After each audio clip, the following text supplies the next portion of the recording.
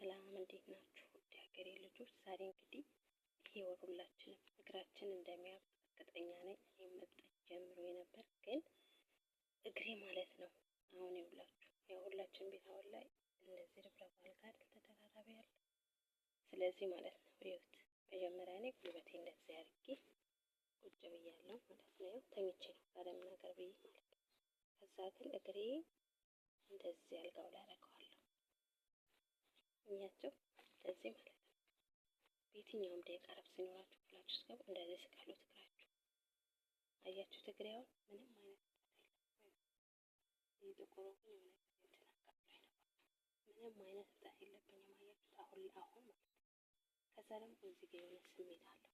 የሆነ እዚህ ጋር ይቆረጣጠማል። እዚህ ጋር እንዲህ ስትሰቅሉ ለብዙ ደቂቃ ማለት ነው። ለብዙ ደቂቃ እንዲህ ስትሰቅሉት እዚህ ጋር የሚቆረጣጠም ስሜት አለው። እዚህ ጋር በጣም ይቆረጣጥማል። በተለይ እዚህ ጋር ማለት ነው። እዚህ ጋር ይቆረጣጥማችኋል ማለት ነው። ምክንያቱም እንደዚህ የተጠራቀመው ደም እንትን እያለ ነው ማለት ነው። ደማችን እንትን እያለ ነው ማለት ነው። ይሄ ምንድን ነው ስሙ እየተሰራጨ ማለት ነው። እየተንቀሳቀሰ ሲሆን ከዛ እብጠቱ አይኖርም።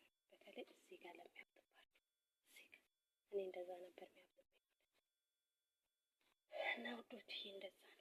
አይዟችሁ እግዚአብሔር ይረዳናል ሁላችንም። በተለይ ደግሞ እንደኔ እናት ቤት ለምትሰሩ ወየው ትግል ነው እንግዲህ ትግል ግን እግዚአብሔር ይረዳል።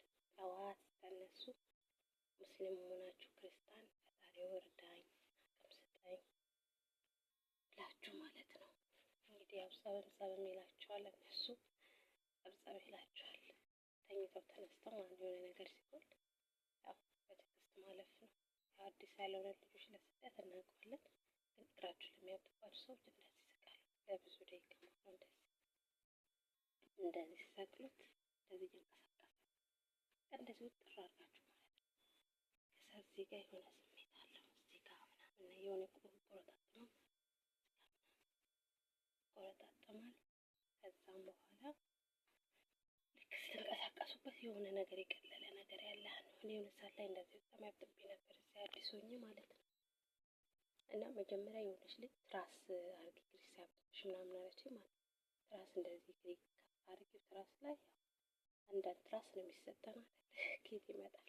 ከዛ በራሴ ሲስተም እንደዚህ ስሞክር በተለይ ልብስ ተኩሳችሁ ሲጨርሱ በጣም አሪፍ ነው። የዛን እንደዚህ አድርጎ ማለት ክፍላችሁ በገባችሁ ሰዓት ከዛ በቃ እዚህ ጋር የሆነ ቀለል የሚል ነገር አለው። እዚህ ጋር ለእኔ የጠቀመኝ ነው በነገራችን ላይ። እና እንግዲህ እንደኔ እንደዚህ አድርጎ ይኸው ነው ገደም ብዬ ነው እንደዚህ አይደል እንደዚህ ከዛ በቃ ይሄ ማለት በጣም አሪፍ ነው። ተጠቀሙበት። እወዳችኋለሁ። አይዟችሁ በርቱ። ፈጣሪ ይረዳናል።